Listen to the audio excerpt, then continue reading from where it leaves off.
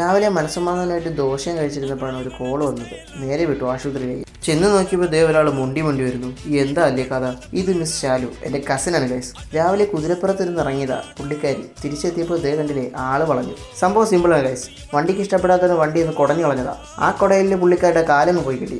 കാലിന് വേറെ ഒന്നും കുഴപ്പമില്ല, ചെറുതായിട്ടൊന്ന് മുറിഞ്ഞു കിട്ടി, അത്രേ ഉള്ളൂ ഗൈസ്. അത് കാരണം ഇന്ന് കോളേജിൽ പോയിട്ടില്ല ഗൈസ്. അത് കാരണം വിഷമമൊന്നുമില്ല, മറിച്ച് പണികൾ ഇഷ്ടം പോലെ ഇനിയും കിടക്കില്ലേ, അതെല്ലാം ഇരുന്ന് ചെയ്യണം. അസൈൻമെൻറ്റ് എഴുതിക്കൊണ്ടിരുന്നപ്പോൾ ഞാൻ വേറൊരു കാര്യം ശ്രദ്ധിച്ച ഗൈസ്. ഒന്ന് പുറത്തോട്ട് നോക്കി. രാവിലെ മഴയെങ്കിൽ ഉച്ചയ്ക്കായപ്പോൾ വെയിൽ, അതും ഒടുക്കത്തെ വെയിൽ. സൂര്യനെയും കുറ്റം പറയാൻ പറ്റില്ല, മഴയും കുറ്റം പറയാൻ പറ്റില്ല. രണ്ടിൻ്റെ ഇടയിലായി പോയില്ലേ നമ്മുടെ ജീവിതം. ഒന്ന് റിഫ്രഷ് ആവാൻ വേണ്ടി ഒരു കപ്പയ്ക്ക് നിന്നുകൊണ്ട് ഇറങ്ങിയതാ ഗൈസ്. എനിക്ക് ക്രിമീഡിയൊന്നുമില്ല, പിന്നെ ഒന്ന് കഴിക്കാമെന്ന് വിചാരിച്ചു. ആരൊക്കെ എന്തൊക്കെ ചെയ്താലും അമ്മാമ്മയ്ക്ക് സീരിയൽ കാണണം. പുള്ളിക്കാരി അതിന് അഡിക്റ്റാണ് ഗൈസ്.